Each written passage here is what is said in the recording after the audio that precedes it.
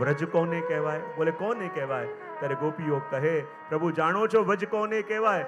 જ્યાં પ્રભુના ચરણોમાં રહેણું, જ્યાં પ્રભુના મુખમાં વહેણું અને જ્યાં આગળ પાછળ ધેનું, એને કહેવાય વ્રજ.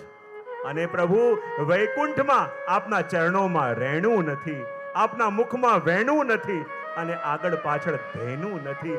એ સુખ તો પ્રભુ અમારા વ્રજવાસી પાસે છે. અને પ્રભુ ભગવાન કહે, એવું તમારા વ્રજમાં શું છે જે મારા વૈકુંઠમાં નથી? ત્યારે ગોપીઓ કહે કે બતાવો પ્રભુ, જ્યારે ચૈત્ર મહિનો આવે ત્યારે આપના વૈકુંઠમાં શું થાય? ભગવાન કરે, ચૈત્ર મહિનામાં તો બહુ આનંદ થાય. બોલે શું આનંદ થાય? બોલે ચૈત્ર મહિનો આવે તો વજમાં વૈકુંઠમાં એક મોટું સિંહાસન હોય, હું અને લક્ષ્મીજી બિરાજેલા હોય, જય વિજય દ્વારપાલ હોય અને મોટા મોટા દેવતાઓ સ્તુતિ કરતા હોય. અચ્છા, તમારા વજમાં શું હોય? ચૈત્ર મહિનો આવે અને ગુડી પડવા હોય તો નવું વર્ષ મનાવવામાં આવે. અમે લીમડાની કૂપણોને લઈને બધાને આવીએ, રામનવમી મનાવવામાં આવે. કેવો આનંદ આવે! બતાવો પ્રભુ, વૈશાખ મહિનો આવે તો આપના વૈકુંઠમાં શું થાય? ભગવાન કે વૈશાખમાં તો અમારા વૈકુંઠમાં બહુ આનંદ થાય. બોલે શું? એક મોટું સોનાનું સિંહાસન હોય, હું ને લક્ષ્મીજી બેઠા હોઈએ, જય વિજય દ્વારપાલ હોય અને દેવતાઓ સ્તુતિ કરતા હોય. તમારા વજમાં શું થાય? ગોપીઓ કે અમારા વજની અંદર તો જ્યારે વૈશાખ મહિનો આવે, ગરમીની તૈયારીઓ થવા લાગે તો અમે સુંદર ચંદન સિદ્ધ કરી આપના શ્રીઅંગમાં ધરાઈએ. અને જેમ જેઠ મહિનો આવે તો શું થાય? ભગવાન કે જેઠમાં તો અમારા વૈકુંઠમાં બહુ આનંદ. બોલે શું થાય? એક સોનાનું સિંહાસન હોય, હું ને લક્ષ્મીજી બેઠેલા હોઈએ, જય વિજય દ્વારપાલ હોય, દેવતાઓ સ્તુતિ કરતા હોય. પ્રભુ અમારા ભજની અંદર જ્યારે જેઠ મહિનો આવે અને કેવા જલના મનોરથ, ક્યારે આપને નૌકા વિહાર કરાવીએ, ક્યારેક સુંદર સ્નાન કરાવીએ અને કેવો આનંદ. પછી ગોપીઓ કે બતાવો પ્રભુ, આપના વૈકુંઠની અંદર જ્યારે ભાદરવો મહિનો આવે, શ્રાવણ મહિનો અને ભાદરવો આવે ત્યારે શું થાય? પ્રભુ કે બહુ આનંદ આવે. બોલે શું થાય? ભગવાન કે હવે તો વૈષ્ણવને ખબર છે શું થાય વૈકુંઠમાં એ ટાઈમે. એક સોનાનું સિંહાસન હોય, ભગવાન અને રાધાજી વિરાજેલા, લક્ષ્મીજી વિરાજેલા હોય, જય વિજય દ્વારપાલ હોય, દેવતાઓ સ્તુતિ કરતા હોય. પણ ગોપીઓ કે અમારે ત્યાં તો જુઓ પ્રભુ, કેવા હિંડોળા ઉત્સવે થાય, આપનો જન્મોત્સવ પણ આગળ મનાવવામાં આવે. અને જેવું સુખ પ્રભુ અમારા બ્રજમાં છે એવું પ્રભુ આપના વૈકુંઠમાં નથી. બતાવો પ્રભુ, વૈકુંઠમાં ક્યારે આપનો જન્મદિવસ મનાવવામાં આવે? પ્રભુ કે ના. બોલે કેમ? ત્યાં તો હું અનાદિકાલથી છું. પણ અમારા ભજમાં તો આપનો જન્મોત્સવ પણ મનાવવામાં આવે છે. જે સુખ અમારા ભજ પાસે છે એ આપના વૈકુંઠમાં ક્યારે પણ નથી. અને એટલે તો આપણા વજભક્તો કહે કે કહા કરો વૈકુંઠ હી જાય. જ્યારે પ્રભુ કોઈને વૈકુંઠનું વરદાન આપે તો અમારા ભક્તોને તો શ્રાપ લાગે કે પ્રભુ આ વ્રજ છોડીને મારે વૈકુંઠ જઈને શું કરવાનું? જે વસ્તુ અમારા વ્રજ પાસે છે એ આપના વૈકુંઠમાં નથી. અને એટલે તો અમારા ગોવિંદ સ્વામી વર્ણન કરતા કહે, કહા કરો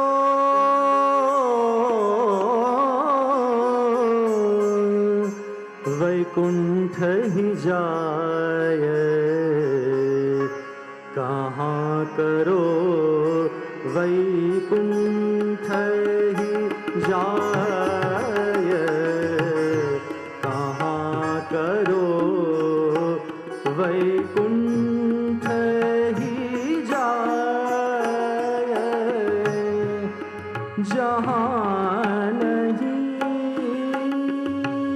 बंसी बट यमुना, जहाँ नहीं बंसी बट यमुना, गिरि गोवर्धन नंद की गाय,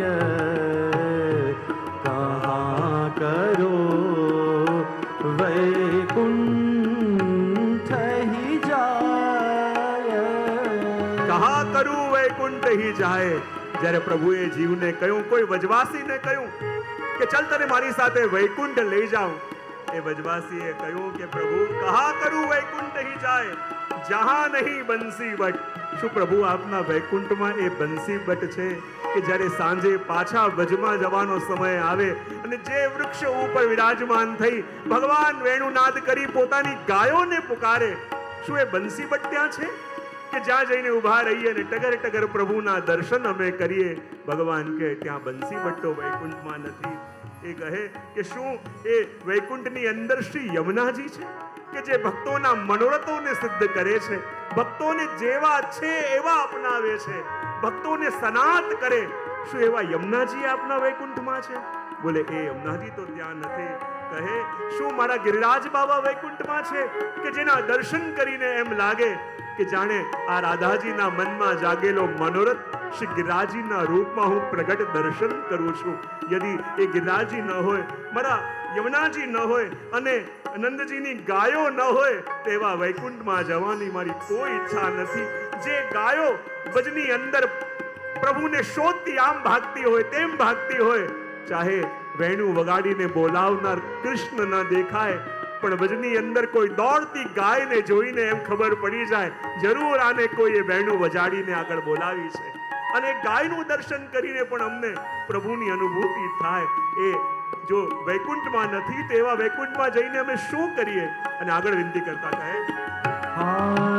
जहाँ नहीं यह कुंजलता द्रुम, जहाँ नहीं यह कुंजलता द्रुम, मंद सुगंध बहत नहीं कोकिल हंस मोरा नहीं कूजता, कोकिल हंस मोरा नहीं कूजत, ताको बस वो काहे सुहाय, करो वैकुंठ ही जाय. ભગવાન કહે ચલ મારા વૈકુંઠમાં એક વાર તો ચલ. અને ભક્ત કહે કૃપા કરીને બતાવો કે શું ત્યાં સુંદર કુંજ લતાઓ જે હમારા ભજમાં છે એ આપના વૈકુંઠમાં છે? પ્રભુ કે એ તો નથી. કરે ભક્ત કહે જે લતાઓના છાવ નીચે બેસીને મારા પ્રભુ વિરાજમાન હોય, ક્યાંક મારા રાધાજી સાથે વિરાજમાન હોય, यदि એ લતાઓ પતાઓ ન હોય, જે મારા પ્રભુનું ઘર છે, એ છોડીને હું બીજે ક્યાં જાઉં? જ્યારે ભગવાને બધા તીર્થોને બોલાવ્યા અને બધા તીર્થોને બોલાવીને પ્રયાગરાજને બધા તીર્થોના રાજા ઘોષિત કર્યા, અને બધા તીર્થોના રાજા જ્યારે પ્રયાગરાજ થયા અને એણે એકવાર બધા તીર્થોની મીટિંગ બોલાવી, બધા તીર્થોને બોલાવ્યા, બધા તીર્થ આવ્યા, પણ વ્રજ ના આવ્યું. પ્રયાગરાજને ગુસ્સો આવ્યો કે જ્યારે બધા તીર્થોની મીટિંગ બોલાવી, હું બધા તીર્થોનો રાજા છું, બધા આવ્યા પણ વ્રજ કેમ ના આવ્યું? અને પોતાની સેના સાથે જ્યારે વ્રજ ઉપર ચઢાઈ કરી, એ જ વખતે યમુનાજીમાંથી એક કન્યા પ્રગટ થઈ, હાથમાં કમલની છડી લઈને, અને આખી પ્રયાગરાજની સેનાને હરાવીને પાછી મોકલી દીધી. પ્રયાગરાજ આયા પ્રભુ પાસે અને આવીને કહે પ્રભુ હું ફરિયાદ કરવા આવ્યો છું. બોલે શું? જ્યારે બધા તીર્થોના રાજા આપે મને બનાવ્યા, મેં જ્યારે બધાની મીટિંગ બોલાવી તો બધા તીર્થો આવ્યા પણ વ્રજ ના આવ્યું, આવું કેમ? ત્યારે ભગવાને કહ્યું પ્રયાગરાજ આપનાથી એક ભૂલ થઈ. બોલે શું? મેં આપને સાચું કહ્યું હતું કે મેં આપને બધા તીર્થોના રાજા બનાવ્યા છે, પણ એ ન ભૂલશો મેં બધા તીર્થોના રાજા બનાવ્યા છે, મારા ઘરના રાજા નથી બનાવ્યા. વ્રજ તો મારું ઘર છે અને ઘરમાં બીજા કોઈનું નહીં.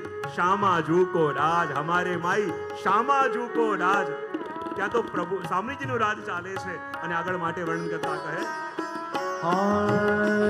जहाँ नहीं बंसी धुनी बाजत, जहाँ नहीं बंसी धुनी बाजत, कृष्णन पूरवत अधर लगाय, प्रेम पुलक रोमांचन उपजत, प्रेम पुलक रोमांचन उपजत मन वच कर्म आवत नहीं धाय कहाँ करो वैकुंठ ही जाय कहाँ करो वैकुंठ ही जाय कहाँ करो वैकुंठ ભક્ત પૂછે પ્રભુ વૈકુંઠ તો આવું પણ શું વૈકુંઠની અંદર પણ આ ભજની જેમ બંસી બજાવો છો? પ્રભુ કે ત્યાં તો હું બહુ બંસી બજાવતો નથી, તો પછી મારે બછોડીને ત્યાં કેમ આવવાનું? કહે શું બતાવો પ્રભુ, જે પ્રેમનો આનંદ આ બંસી બજાવી પોતાના જીવોને આપો છો, यदि એ સુખ ત્યાં ન હોય પ્રભુ અને બીજું કોઈ સાધન વૃંદાવન ન હોય તો આવીને શું કરું? અને માટે છેલ્લે કહે जहाँ नहीं यह भुवि वृंदावन जहाँ नहीं यह भुवि वृंदावन बाबानंद यशोमती गोविंद प्रभु तजी नंद सुवन को गोविंद प्रभु ताजी नंद सुवन को ब्रज तज वहाँ मेरी बसे बला ब्रज तज वहाँ मेरी बसे बनाय कहाँ करो वैकुंठ ही जाय कहाँ करो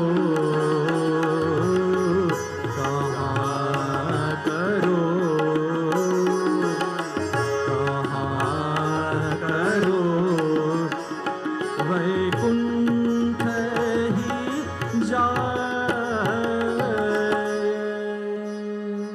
જ્યારે વારે વારે ભગવાન કે મારી સાથે ચાલ, ત્યારે છેલ્લે એ ભક્ત કહે કે કૃપા કરી બતાવો ત્યાં શું નંદ બાવા હશે? બોલે કેમ? એમનું સામર્થ્ય જેવું સામર્થ્ય કોનું હોઈ શકે? આખા બ્રહ્માંડનું ભાર ઉઠાવવા વાળા પ્રભુ, અને એવા પ્રભુને પોતાના ખભે બેસાડીને જે લઈ જાય એ નંદ બાવા ત્યાં નહીં હોય? શું યશોદા મૈયા હશે? બોલે આખા જગતને સુવાડવા વાળા પ્રભુ, અને એવા પ્રભુને પોતાના ખોળામાં જે સુડાવે છે, જેને વાર્તાઓ કહીને સુડાવે, એવા યશોદાજી ન હોય તો એ વૈકુંઠમાં આવીને હું શું કરું? અને માટે તો કહેવાય ને કે આ વ્રજ યાત્રા શું છે? કારણ કે પ્રભુ વ્રજ છોડીને ક્યાંય જતા નથી, અને વ્રજ યાત્રાનું શ્રવણ કરતા કરતા આપણે પણ પોતાના ઘરને વ્રજ બનાવી લઈએ તો આપણે સદા વ્રજવાસી હોવાનું જ સુખ પ્રાપ્ત કરીએ. અને કોઈ વૈષ્ણવે બહુ સુંદર કહ્યું કે મારા પ્રભુને વ્રજ છોડીને ક્યાંય જવું ગમતું નથી, તો કેમ ન હું મારા ઘરને પણ આજથી વ્રજ બનાવી દઉં? અને કોઈએ કહ્યું मैंने घर में रहने की समस्या का हल ढूंढ लिया, मैंने घर में रहने की समस्या का हल ढूंढ लिया, मैंने घर की हर जगह का नाम रख दिया, एक कमरे का नाम वृंदावन तो दूसरे का बरसाना रख दिया, आंगन का नाम गोवर्धन तो रसोई का श्री जी की रसोई नाम रख दिया.